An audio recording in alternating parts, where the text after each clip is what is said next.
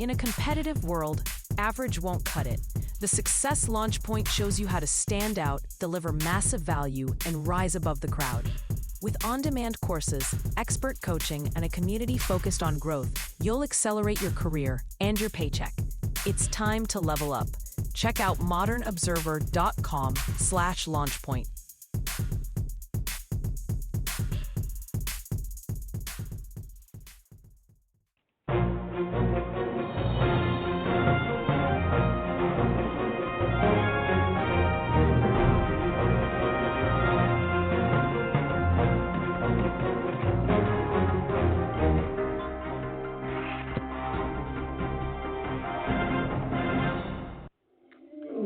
Welcome to another edition of Carnivore Radio. I'm your host, Jeff Sherman, along with Dr. Eric Lopkin. And a very interesting situation, the national, before we get to some particulars, in particular New York City. But on a national scale, we increasingly have almost like one of those bad sci-fi movies, like the one figure's getting bigger through something, whatever, and the other one's shrinking. And that's what I see that I've never seen to this degree in my entire lifetime. Trump on the national, or international stage, rocking it out with the Japanese prime minister, closing deals, having fun. And then you just look at the Democratic Party. It just looks like, and yes, you can say Schumer, yeah, he's a has-been, he's scared shitless about his job, but it's also like Murphy and others. They're just petulant and pointing to things that no one really gives a shit about, like the ballroom. Really? That's your big problem? Your thoughts? Yeah, there was a great comment on the news this morning where someone was saying, if your biggest concern is the White House ballroom, you have a really great life, because it's so minor to be complaining about that when there's actual problems going on. And a lot of them are caused by the Democrats refusing to reopen the government. You've got a whole bunch of government workers now. Last week, a lot of them missed a paycheck. Military is about to miss a paycheck. Air traffic controllers had missed a paycheck, and they're starting to call in sick and not show up for work. The largest union representing government workers issued a statement telling the Democrats to sign on to the continuing resolution and open the government. For the Democrats to lose the unions, that's big. Yeah, it's also big about SNAP benefits. I believe Friday will no longer happen.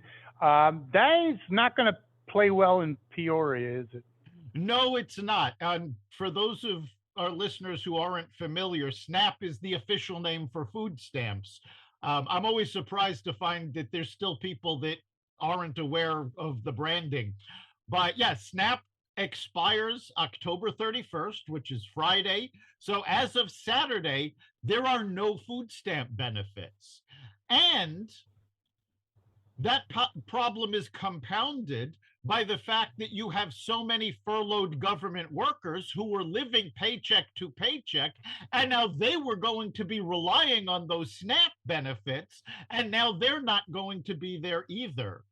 And you had 20 Democratic attorneys general today file a lawsuit against the Trump administration to keep SNAP going. It's not his job to keep SNAP going. It's the Congress's job to appropriate the funds. If the Democrats refuse to do their job, you can't then turn around and sue Trump over it. Yeah, 100% correct. But yes, and it also is going to be, there'll be a lot of splaining to do with the Democratic leadership, talking about how they're the party of caring for the underprivileged, blah, blah, blah, when they can pass the continuing resolution and play for another day. They box themselves into a huge corner. It's like being in high school and thinking someone's not, you're picking a fight with someone, you're thinking that they're not going to call your bluff, and they just did, and you're going, uh-oh. So that's exactly what happened. I think Schumer's officially finished, and you can just pencil in AOC in his spot. Well, I've said this in the past. Schumer's not up for election until 2029. He's, I believe, 80 already. So by the time 2029 rolls around, I don't think he's running again. I think he's retiring. You know, yeah, all things being equal, I'd say you're correct, but I believe that he's addicted to power and he wants to go on. And you ever see his wife, I can't blame him. But anyway, yes, he wants to go on into the sunset forever, for Could eternity. be. And and there's Look another at Pelosi; thing. she's like 90. Yeah, we've got a whole bunch of folks that are way too old to be in Congress and the Senate, and they need to retire. Let younger people take over. And that just shows how much these folks don't, and this is bipartisan because we've got some of these folks on the Republican side also. These people don't care about their constituents, they just care about the power. Yeah, but it's also not just age related. You have AOC. She probably never met someone in her district. Okay, the district's going to hell, and she's out there with Bernie on the goodwill tour, whatever you want to call it. Since AOC got into Congress, she has been rated every year as the least effective congressperson. To this date, she has never gotten a single bill out of committee. She doesn't know her job. She can't do it. I've said this before, she's a social media influencer who happens to be in Congress. Correct. It does scare me that I think Ben Shapiro predicted, I don't really take any weight, that he thinks she'll be the nominee. It's very possible. If a lot of it's going to depend on what happens over the next few years. If Mondami wins for mayor of New York, that's a check in her box. If the Democrats get wiped out in the midterms, that's a check against her. Yep, and we've got the presidential election in 2028. Depending on how the Democrats do there, it could propel her to stardom, or it could be her swan song. So it really depends on how things go for the next few years. But what I find really interesting about this whole situation, and this is, I looked this up, this has actually never happened before. During government shutdowns, the party in power has always taken a hit. They are they're blamed for the shutdown. They take responsibility. Their polls drop, and it usually costs them seats. This time, polls since the beginning of the shutdown, just this past month, Republican approval has gone up 5%. Yes, I think I think a part of that is that we don't have a monopoly on information anymore. I think if it was 1995 and you had CNN and MSNBC basically in charge of information, being the gatekeeper, might not be the case. I think people are, especially younger people, getting the news from various entities, and I think that it's hard to keep a lie concealed. It is, but we've talked about this before also, you're also seeing a bigger shift in media, not just with podcasts and online, but you've got new newspapers that have come out, like the New York Sun, that are much more centrist and even to the right. You've got News Nation that redid itself as a news channel. I'm actually getting a lot of information from them because they've gotten very balanced and, Actually, it's what we talked about on terrestrial radio, that obviously CNN and the others are obviously not too bright. We always said that was where the golden spot was, because people are looking for that. They want something that they're getting. And on both sides, if it's all like Sean Hannity, I can't really watch him because it's all meat and potatoes for his base. So anyway, I think you're right about News Nation. I watch it as well, and I think other people watch other outlets. And I think the Democratic Party. I think maybe you have something very correct, Dr. Lobkin. Maybe it is indicative of age that Schumer's still playing in 1995 when that train has left the station. That's a good point. It could be they are playing the old game and the old rules don't apply anymore. I think There you that's go. probably why the Democrats are so scared of AOC, because as ineffective as she is as a lawmaker, she understands the new rules. She understands new media. So she's Hmm. making them look bad. Yes, I agree with that 100%. She's totally ineffective and her district's going to shit. But yeah, she knows how to, like you said, she knows how to play social media. I think it is very important. You talk about a party that's looking smaller and smaller. In New York City, you're having Democrats and you talk about their civil war, but you have leaders in the party like Jeffries uh, endorsing Manali, who's a communist, let's be clear, anti Semite, could be Muslim extremist. Um, that's not a good brand, especially when you're talking about the basically minority leader and others like Elizabeth Warren, who's a kook, but she's still a leader of the party. That I think is their worst nightmare, him ever coming to power, supported by international money, by the way. Yeah, well, I mean, look at the people you just named that are endorsing him, though.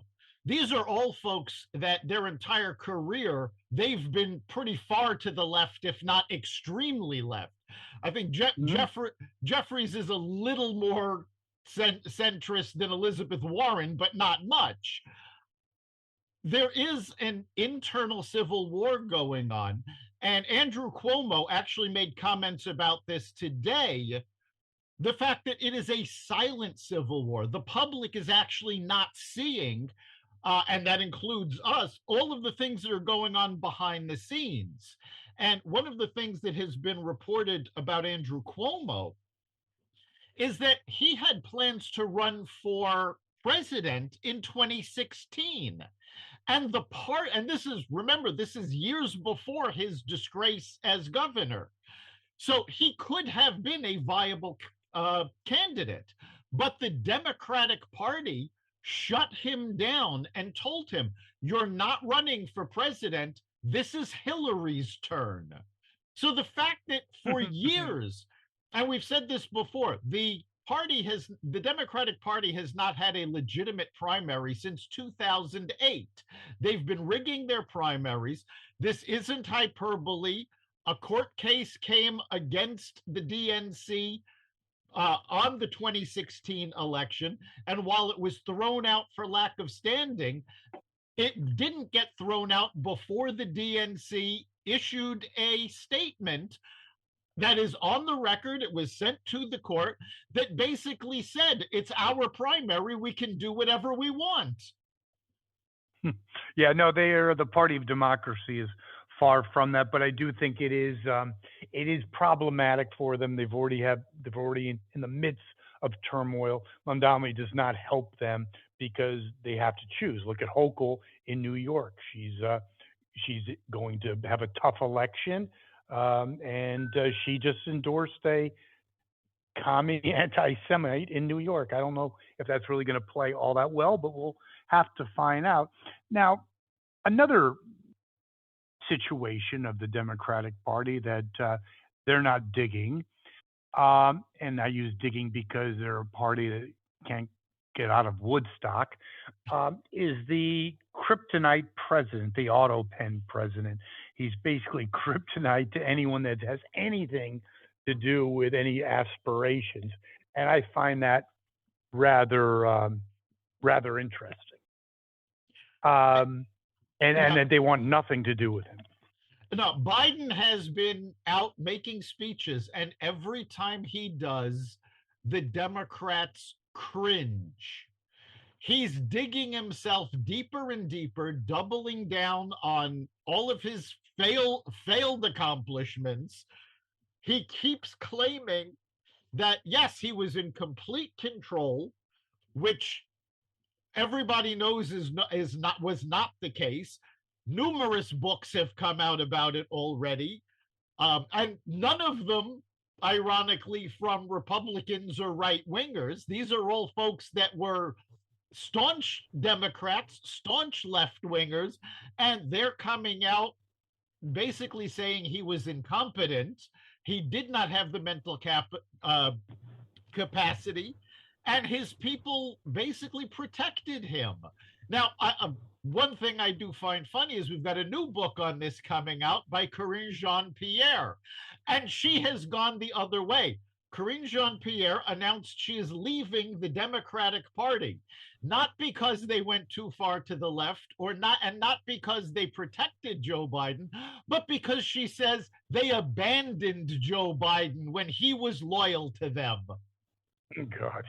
Well, you're talking about a Mensa candidate right there. So, and anyone who would read her book, I don't know what to tell you. I'd rather read like the Reader's Digest, but that's just me. But it is really interesting. I'd say I know he's obviously senile, but do you think it still bothers him? I'm sure it hurts Dr. Jill that he's basically branded, and that's one thing Trump is great at, the auto pen president. It clearly bothers him. I mean, even when somebody suffers from senility, they do have moments of clarity. And there have been times in public where he has been very clear, and he's obviously very upset about what his legacy has become. But now his legacy is about to get even worse because the House Oversight Committee has turned documents over to the DOJ for investigation because they have come across email chains regarding some of these decisions that were signed off by the Autopan, and Joe Biden is nowhere to be seen in the discussion process. May I ask you a question about that? Because I thought it was pretty interesting from my perspective, at least, when Comer, who has a tendency to go on witch hunts that go nowhere or yes, whatever. He does. Not very effective, but I thought, okay, another one of his, nonsensical rabbit holes. This has some legs. I don't know if I was Fauci and others, there may not, because isn't it interesting that Hunter's the only one he actually signed off on? Yeah, there's no doubt that he actually pardoned Hunter Biden, but there are questions now about who else he actually pardoned. And we've found out definitively that those mass pardons, he really didn't have anything to do with. He said in general terms, yes, we will pardon these people in this situation, but a president can't actually do that. A president has to pardon a person. He can't pardon a category. And the people who fit into that category were not determined by Biden. He didn't approve them. And we know this for a fact already. People have testified to this. Again, this was also covered in Original Sin by Jake Tapper. So we know this happened for a fact. Wasn't it really true what I heard in my car? It was Ted Cruz years ago in Biden's administration. He says you basically have someone asleep at the switch and a bunch of Trotskyites, 20-somethings from Harvard are in charge. I really think that's his administration. And Barack, because I think it was also Barack who could do what he couldn't do when he was actually president, meaning the face of his policies. I think he was certainly an instigator of some of this. It was his dream come true. Oh, well, I don't know if it was his dream come true. It might have been when Joe was elected, but I think even 6 months, 8 months into his presidency, you're correct. It suddenly fell apart for him. Yeah, 100%. But he thought he'd have carte blanche. He would have a willing dupe, and the senility did not hurt. But you're right; it did blow up in his face. And I think that's another person that his legacy is severely, in my opinion, pretty much gone. That's just I mean, we talk a lot about how the presidency killed Biden's legacy, but to be perfectly honest, he did not have a great legacy to begin with. We've often talked about the fact that we like watching old episodes of Johnny Carson. Well, I happened to see one recently where the guest was Milton Berle. Now, Hmm. for our younger listeners, Milton Berle, who of course the dawn of television, very famous comedian, but the constant running gag was that he stole all of his jokes. Hmm. Well, when Johnny was introducing who was going to be on the show, he introduced Milton Berle as the only man who would steal from Joe Biden. Yeah. Yeah. No, you're 100% correct. When I was in Philadelphia, close to Delaware, he was always in the, he's all, even well before he was always a joke. And that's why I think Dr. Jill, sometimes karma's a bitch, and you hooked your wagon to this moron, let's be honest, right? A grifter moron. And then you finally get the payoff and it blows up. You can't be happy. I bet you it might be elder abuse in that house in terms of like when you've just lost patience with someone. I'm sick of you shuffling around the house, you moron. It wouldn't surprise me at all. Um, it has become very clear as reports came out that she did protect him as president. She didn't let people near him. She knew exactly what was going on. And she did not want to lose her grasp on power. And I mean, let's Nope. face it, it wasn't even, well, she was the power behind the throne. Remember his final cabinet meeting, she ran the meeting. Yes. And even on Air Force One, he had his jacket on the chair, but she was sitting in it. Yeah. So I'm sure she's really pedoed, but hey, karma's a bitch. Now, on the economic side, to kind of wrap things up, if you will, the Fed did cut interest rates, but you have some insights into that. Yeah, the Fed cut interest rates 25 basis points. Uh, quite frankly, a lot of people were hoping for 50 basis points, and several of the Fed governors actually said we really do need to cut 50 basis points, but they only cut 25. But those same governors over the last 2 weeks made numerous statements saying that we have to cut rates several times this year. And after they cut the rates 25 basis points, Powell made a speech talking about the cuts and indicated that this would be the last interest rate cut for 2025. And as soon as he said that, the Dow Jones dropped 150 points because That is everybody correct. And the knows headline the from economy needs interest rates to come down, and he just seems determined to tank the economy and try to blame Trump. there's no question about it. In fact, the headline is, Dow gives up gains after Powell's comments. Yeah, he's a partisan hack, and you can blame Trump. He's not. Sometimes his judgment is, let's just say, sometimes less than stellar. But he's right. I mean, he's one of the weaker Fed chairmen I've seen in my lifetime, and it doesn't surprise me who nominated him. Well, I mean, again, Trump gave him the job, but I mean, let's take a good look at Trump's first term. Trump did not know the people. He did not know Exactly. the players. So there were a lot of people that ended up in his administration that shouldn't have, and that were trying to stab him in the back and keep him from succeeding as president. That's why you saw over the 4 years that Biden was in office, Trump took what he learned from his first term and he started approaching people and talking to people. That's why he had so many folks ready to go the day after the election. It wasn't even the day after the inauguration. The day after the election, he had people ready to get started. No question about it. I think, in retrospect, even though there was tremendous damage done by Biden and his operatives, maybe Trump 2.0 could never have happened without that bad chapter. I do believe that. I think he learned a lot. I think even if he was in the learning process and he had back-to-back terms, I think there was negative momentum there. I'm not sure he could have ever had the the drive, the accomplishments he has now. What do you think? No, Plus, I think you have a tremendously weakened Democratic Party because of the hangover, and it is a hangover of Biden. yeah, there's no doubt that Trump benefited from Biden's administration. The fact that things went so horribly wrong during the Biden administration, unemployment shot up, inflation shot up. And yes, he kept trying to blame the pandemic, but the fact of the matter is that story doesn't hold water.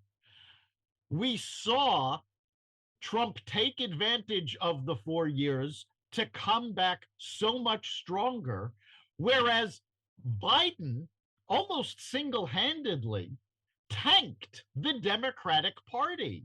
So not only did Trump come back strong with a clear mission, a clear plan, and people Confidence. backing confidence and people backing him that actually knew what they were doing this time. But he was also going up against a weakened Democratic Party, a global situation where everybody around the world knew that the US was weak and suddenly actually looked at the first Trump administration longingly because at least he was strong.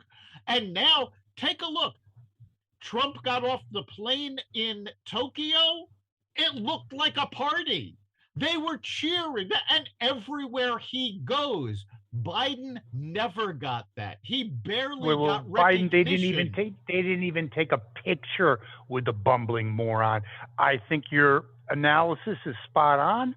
I think people got around the world, that is world figures. I mean, not our foes or an adversaries, but people that need the United, got a real dose of what happens if the United States has checked out. And it is like a party. And getting back to kind of conclude your thoughts on, it is a real contrast of strength, vigor, accomplishment, and joy, to use a Mamala phrase, and excitement versus just a bunch of depressed losers. What can I tell you? Am I right? You are. And it's more than just an attitude. Because if you take a look, we were saying how old the Democrats were, and some of the Republicans, it's time to retire. Trump is not that much younger. He's maybe a year or two younger than some of them. He's older than a lot of them, but he's got the energy. He's actually he comes across as so much healthier than they do, such a much better mindset than they have. And that is really what makes the difference. He comes across with energy. And something that I think is important to point out, Joe Biden, for the 4 years he was president, didn't start his day until 10, called the lid on it at 4, and almost every weekend was off to Delaware. He took 6 weeks vacation during the summer. We're now going into November. Have you noticed that Trump actually hasn't taken a vacation? Because I believe he has that whole thing that he knows what's at stake, and he wants. He actually, the founder of Home Depot, one of the founders, there's two, basically said that he didn't vote for Trump, but as things are progressing, he could go down as a monumental president, and I do believe that's true. And I think I can't articulate it correctly, but when I see Trump, like I said, not to belabor a point, and the Democrats who have no answer, it's just not playing well, and it's reflected in the polls. Do you agree with that? It's not playing well, and it's a deep problem for the Democrats because they keep trying to destroy Trump. And it's not just Trump, it's going on internally too. And it, quite frankly, may cost Andrew Cuomo the election for New York mayor, because Mondami came out and he said exactly what he wanted to do.